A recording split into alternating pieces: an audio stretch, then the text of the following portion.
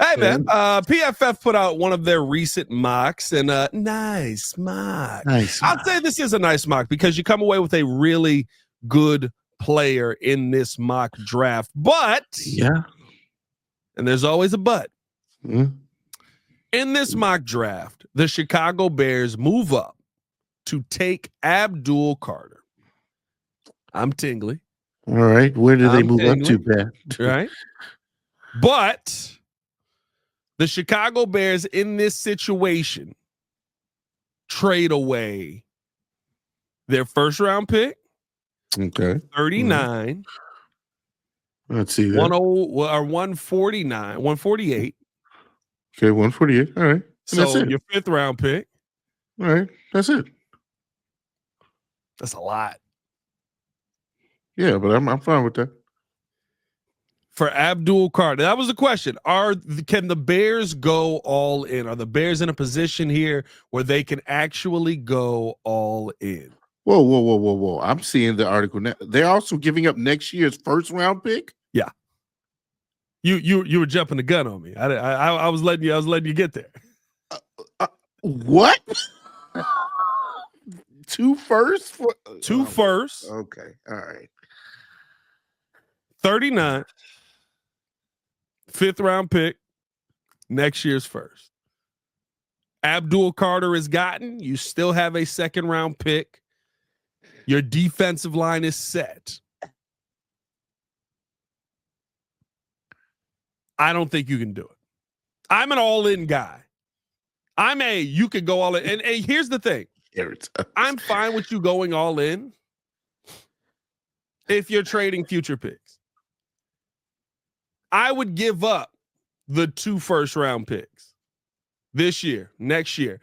I'll give you a third next year. I'll give you a future second.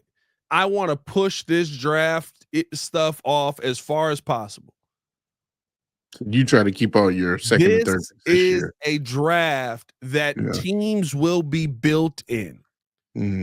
This is a draft that teams will be built in. I want as many of these picks as humanly possible. Also, listen, the Jimmy Johnson chart is cool.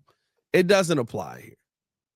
There's no way a team is going to give up Abdul Carter for a first-round pick and a second-round pick, and because the draft capital is lower, there's not going to be more. Like, there's just no way to do that I see that happening. I'm fine with you going all in, but don't go all in from this year's draft. Because this is a draft. The Patriots have a ton of picks in this year's draft. The Patriots will be built this year. Yeah. They will add to it as years go by. But most of what the Patriots are going to be, if they draft properly, will be built this year. Look how Ryan Poles talks about this draft. Ryan Poles talks about this draft. He said you can find talent you can find talent that's on the same level at 10 all the way down to 50. That's a good combination right there. I like what you did there, man. Shout out to you, my guy. All right. We run a family-friendly show here, but I'll allow it. He bleeped it out a little bit. I'll allow it. Oh, God. Oh, there. That's my thing. I'm fine with you going all in for Abdul Carter. Go in for the future. Give up some future pieces.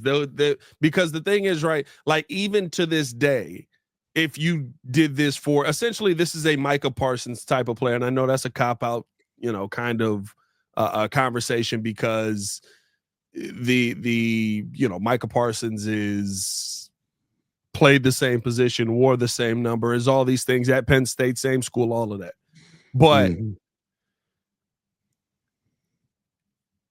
there's not going to be a player that comes out for the next few years that's Micah Parsons.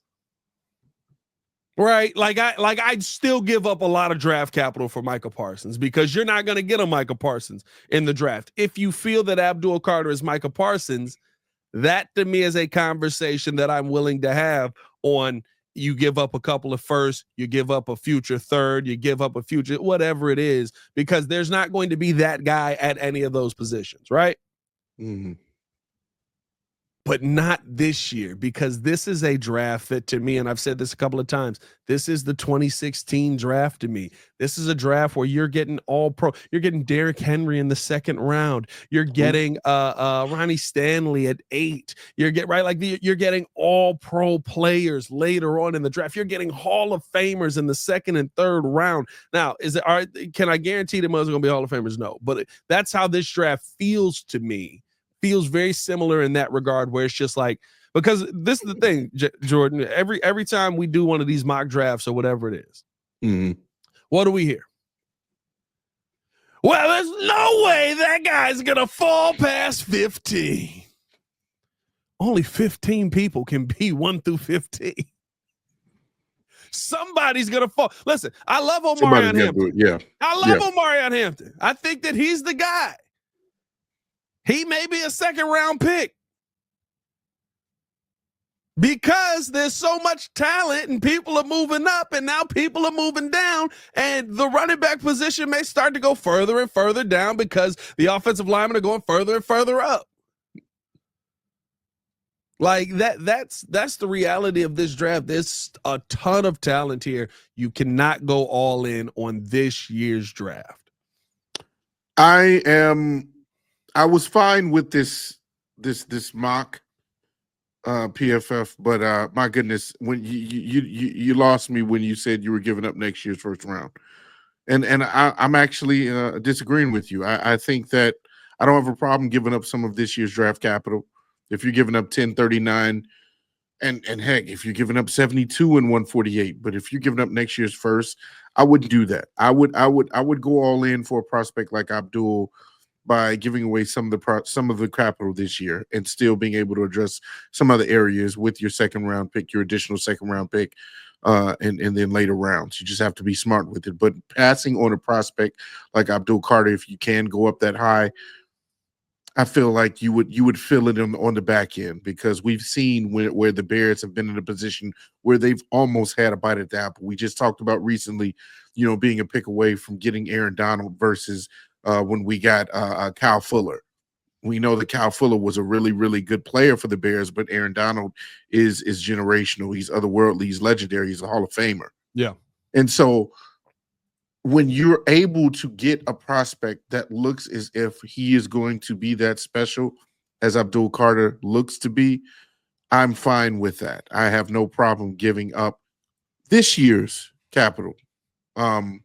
But again, that's just me. I'm looking at it as, if you get this year and you because we've addressed so many things in the trenches, the next year, if there's another prospect that comes out, say we need to address tight end, or we need to address maybe another wide receiver, or whatever the case may be, then we can do that because we still have the first round pick.